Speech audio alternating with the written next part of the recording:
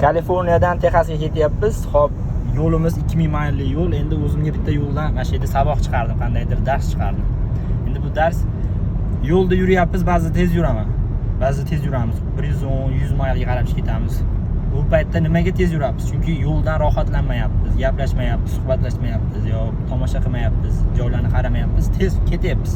Bitirish kerak qiladigan ish ketilyapti. Ba'zida speed limitga qarab yuramiz. Necha bo'lsa o'shani follow qilib, 70 bo'lsa 70, 75 bo'lsa 75.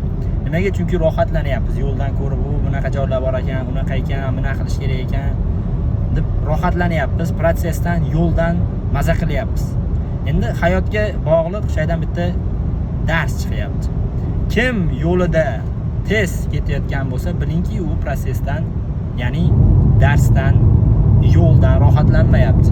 Kim tez ketayotgan bo'lsa, unaqa rohat yo'q. Kim sekin ketayotgan bo'lsa, bilingki, u rohatlanyapti. Ko'p narsalarni o'rganyapti, kuzatyapti.